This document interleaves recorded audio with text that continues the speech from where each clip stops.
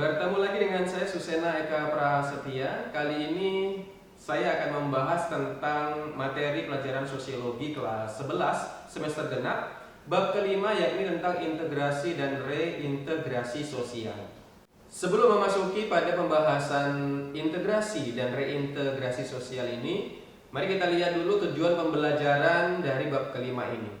Yang pertama, tujuannya adalah untuk mendeskripsikan konflik yang bersifat kekerasan dan dampaknya terhadap perpecahan atau disintegrasi sosial. Yang kedua, mendeskripsikan perdamaian dan integrasi sosial atau kohesi sosial. Yang ketiga, mendeskripsikan pemulihan atau recovery, rehabilitasi, rekonstruksi, dan transformasi sosial. Yang terakhir, tujuannya adalah untuk mendeskripsikan reintegrasi sosial dalam kehidupan damai di masyarakat. Baik, sebelum kita bahas lebih lanjut tentang integrasi dan reintegrasi sosial, mari kita lihat bersama-sama terlebih dahulu gambar yang nampak di belakang saya ini. Nah, apa yang bisa Anda lihat dari gambar tersebut? Ya, benar sekali pemirsa Sobat Madrasah dimanapun berada. Salah satu upaya integrasi sosial yang ada di dalam masyarakat, salah satunya adalah adanya sikap gotong royong. Ya, dengan sikap gotong royong ini tentunya antar anggota masyarakat yang satu dan yang lainnya menyepakati nilai-nilai hubungan sosial maupun yang lainnya dalam mereka menyelesaikan pekerjaan supaya bisa diselesaikan dengan lebih mudah dan lebih cepat. Selanjutnya ada beberapa faktor yang mempengaruhi besar kecilnya integrasi sosial. Faktor yang pertama di sini yakni adalah homogenitas kelompok. Dengan rendahnya tingkat kemajemukan yang ada di dalam anggota masyarakat, hal ini akan lebih mempermudah dalam terjadinya integrasi sosial. Sebaliknya, apabila terjadi banyak perbedaan atau heterogenitas kelompok, hal ini akan lebih menyulitkan dalam terwujudnya integrasi sosial. Faktor yang kedua yakni adalah besar kecilnya kelompok. Semakin besar kelompok tentunya akan lebih menyulitkan dalam hal integrasi sosial. Sebaliknya semakin kecil kelompok maka akan lebih mempermudah dalam mewujudkan integrasi sosial. Yang ketiga, faktor yang menentukan besar kecilnya integrasi sosial yakni adalah faktor mobilitas geografis. Semakin adanya dukungan infrastruktur geografis yang mudah dijangkau, tidak terisolasi dan lain sebagainya, tentunya ini akan lebih mempermudahkan dalam kita melakukan integrasi sosial. Sebaliknya, infrastruktur yang kurang memadai dan tidak adanya dukungan kondisi geografis yang mendukung, hal ini akan memperlambat atau mempersulit dalam melakukan integrasi sosial. Faktor yang terakhir yakni adalah efektivitas komunikasi. Dengan adanya dukungan teknologi, ini tentunya akan menimbulkan efektivitas komunikasi. Dengan hal itu tentunya akan lebih memudahkan kita dalam melakukan integrasi sosial. Sebaliknya, jika tidak didukung dengan teknologi komunikasi, maka kita akan lebih sulit dalam melakukan integrasi. Ya, berikutnya adalah bentuk-bentuk integrasi sosial. Bentuk integrasi sosial yang pertama yakni adalah bentuk integrasi normatif. Integrasi normatif ini diartikan integrasi karena adanya norma-norma yang diberlakukan di masyarakat. Salah satu contohnya di Indonesia ada suatu normatif yang terwujud yakni Bhinneka Tunggal Ika.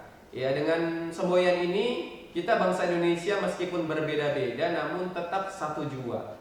Berikutnya yang kedua yakni adalah integrasi fungsional. Integrasi fungsional memiliki arti bahwa masyarakat memiliki fungsi-fungsi tertentu. Di Indonesia salah satu contohnya ada salah satu fungsi yang mengintegrasikan dua suku. Misalnya suku Bugis dia memiliki fungsi di masyarakat yakni sebagai nelayan. Dan suku Minang mereka mempunyai peran di masyarakat biasanya membuat kuliner masakan Padang. Siapa yang gak suka dengan masakan Padang? Nah, fungsi-fungsi seperti inilah yang menyatukan mereka sehingga bisa mengintegrasikan kedua suku tersebut. Integrasi yang ketiga yakni adalah integrasi koersif. Integrasi ini terbentuk karena adanya kekuasaan dari si penguasa. Salah satu contohnya, ada sekelompok yang sedang melakukan kerusuhan atau kekacauan. Mereka akan ditertibkan secara paksa oleh polisi dengan tembakan gas air mata dan mungkin pemukulan dan lain sebagainya. sehingga mereka akan kembali seperti sebelum terjadinya konflik atau kerusuhan itu. Baik pemirsa, Sobat Madrasah dimanapun berada, kita lanjutkan yang selanjutnya, yakni adalah tentang proses integrasi sosial.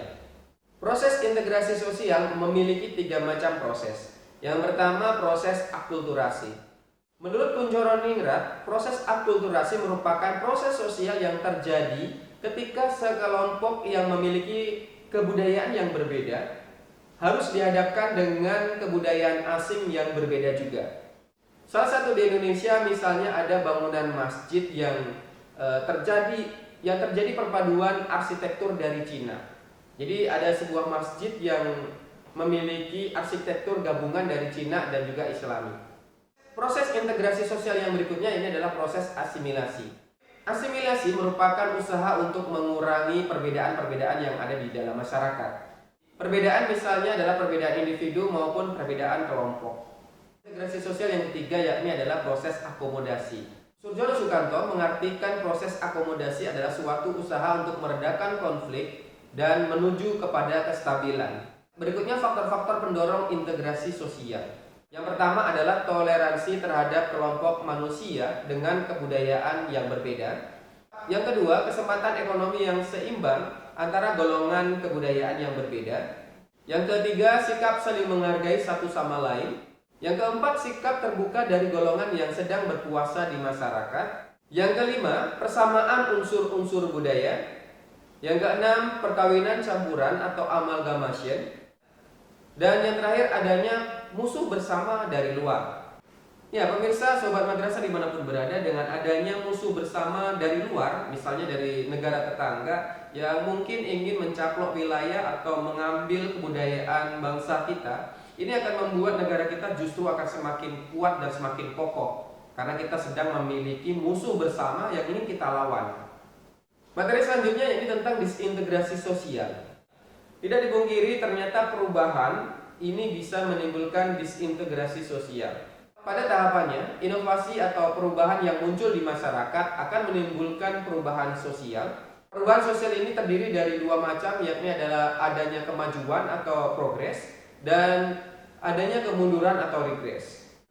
Di sini bisa Anda lihat di belakang saya juga, seorang yang sedang menggunakan laptop ini bisa terjadi kemajuan. Karena dengan laptop ini pekerjaan manusia bisa menjadi lebih mudah, lebih cepat, dan lebih menyenangkan.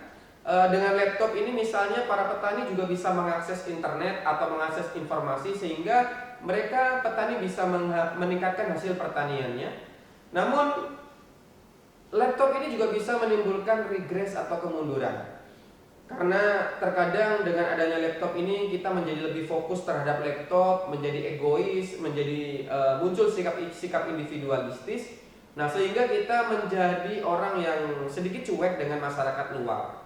Yang mungkin dulunya kita sering bersilaturahmi ke semua teman-teman kita, tapi karena kita aksi dengan laptop, ya kita sibuk dengan laptop, maka terjadi pudarnya nilai-nilai atau norma yang ada di dalam masyarakat, sehingga menimbulkan disintegrasi sosial. Baik Sobat Madrasah dimanapun Anda berada, kita lanjutkan lagi materi yang selanjutnya, yakni tentang perdamaian dan integrasi atau kohesi sosial.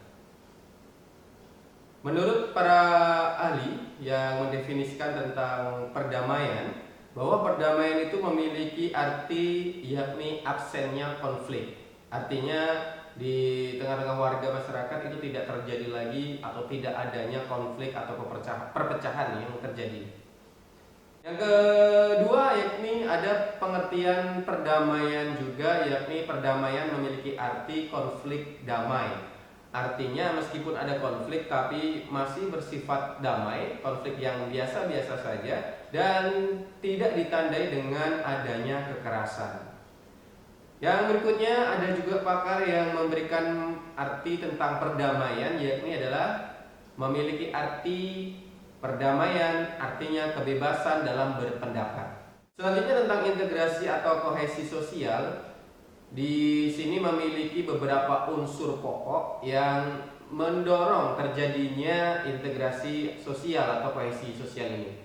Yang pertama, unsur yang mendorong yaitu adalah unsur kesamaan wilayah dan tempat tinggal. Yang kedua adalah pengalaman yang sama di masa lampau. Yang ketiga adalah kemauan bersama untuk menjadi satu. Dan yang keempat adalah adanya ideologi dan norma yang disepakati secara bersama. Baik, misalnya di sini kohesi sosial bisa nampak pada warga atau orang Jawa yang bertemu dengan orang Aceh. Di sini walaupun merupakan suku yang berbeda, namun orang Jawa dan orang Aceh yang bertemu bisa memiliki kohesi sosial atau integrasi sosial karena adanya pengalaman yang sama di masa lampau. Ya, yakni misalnya sama-sama dulu dijajah oleh penjajah Belanda, maka kesamaan di masa lampau ini bisa menjadi kohesi sosial antara keduanya. Baik pemirsa Sobat Madrasah, kita lanjutkan lagi materi yang berikutnya, yakni tentang pemulihan atau recovery pasca konflik. Di sini menurut pasal 36 ayat 2 disebutkan ada 3 macam pemulihan atau recovery pasca terjadinya konflik. Yang pertama, yakni adalah dengan adanya rekonsiliasi. Yang kedua, adanya rehabilitasi. Dan yang ketiga, dengan cara rekonstruksi. Berikutnya tentang transformasi sosial. Berbicara tentang transformasi memiliki arti perubahan rupa. Di sini transformasi sosial memiliki arti perubahan rupa yang berkaitan dengan nilai, norma, hubungan, dan stratifikasi sosial. Yang berikutnya tentang reintegrasi sosial. Menurut Kamus Ilmiah Populer, reintegrasi sosial memiliki arti kembali ke kondisi sebelum terjadinya konflik. Menurut Surjono Sukanto, reintegrasi sosial memiliki arti pembentukan nilai dan norma yang baru untuk menyesuaikan diri karena mengalami perubahan. Jadi di sini reintegrasi sosial memiliki arti yakni upaya untuk membangun kembali kesadaran, modal sosial, dan kohesi sosial.